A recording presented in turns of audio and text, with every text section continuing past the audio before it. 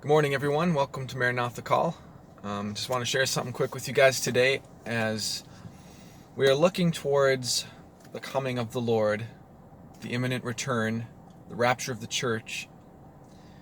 There's a lot of talk of heaven itself, of home. You know, Jesus said, "I go to prepare a place for you." It's in his Father's house, and there are many, many mansions. And that is the promise that he has given us, his bride. And I just think that there's a lot of misconceptions about how we view that place, how we view heaven, how we view what is truly our home. And I think ultimately it just comes out of the fact that because we are looking through a glass dimly, as Paul writes, it's easy to view it in earthly terms. And because of that, it's always going to be a letdown in the sense of it creates like almost like a, not literally but figuratively, a colorless, varietyless place. But we forget God is the God of creation. And when we look at this fallen shadow called earth, and how much awesomeness and variety and color and beauty is in this, we know that it's a shadow of what is awaiting us. And so I just want to say, first of all, that any view that you might have heard or maybe have of heaven that is not exciting, it's not true, because eye has not seen nor ear heard. First of all, if you can imagine it, it's not going to be that way, because it's going to be infinitely better. Eye has not seen nor ear heard, nor has it entered into the heart of man what God has prepared for those who love him. But I want to read for you out of Psalm 84, the last 3 verses. The psalmist writes, "Better is one day in your courts than 1,000 elsewhere.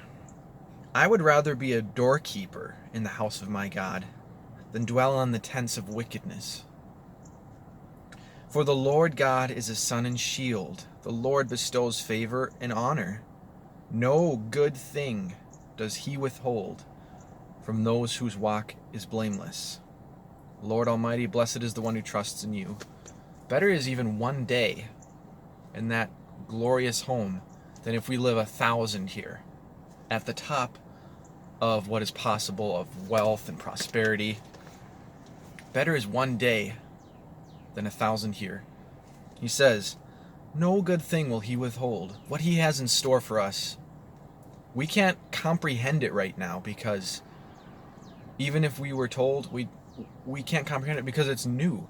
In other words, how can you describe to somebody the color blue that have never seen the color blue? How can you describe to somebody the sound of a bird that has never heard birds, or a whistle? Or how can you describe something that somebody has never seen without using terms that they already know? It's like that with heaven. But we are given the promise that it's exceedingly abundantly above what we could ask or think. It's awesome. And that's our home, what he has prepared for us. So just be encouraged with that today, of what is awaiting us. I know there's a lot of I've just heard so many things about heaven that are just disappointing, like people's views, and like, I wouldn't want to be there, in the sense of that's not better than here, and it's going to be better than here. Everything that is good here is merely a shadow of what's coming. So just be encouraged with that, guys. Walk the walk every day, as it said in the psalm. No good thing will he withhold from those who walk uprightly. The only way that's possible is through the grace of Jesus Christ. See, I heard a great quote the other day. I believe it was of Augustine. He said, praying to the Lord, he said, "Lord, ask what you will, but give what you ask." In other words, he's recognizing, Lord, ask me whatever you want to do. What do you want me to do? What do you want me to say, think? Everything, but realize I can't do it. Only if you give the ability to do it. That's the only way we can walk uprightly through this life. That's the only way we have any good in us, is through Jesus Christ himself and the grace he gives. It's the power to walk in the way that we are called to. So God bless you guys.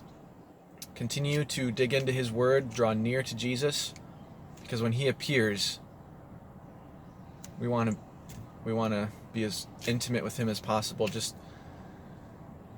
when you imagine when you're going to see him face to face, nothing else is going to matter but your relationship with him. So dig in. He is waiting eagerly. He wants to reveal himself to you.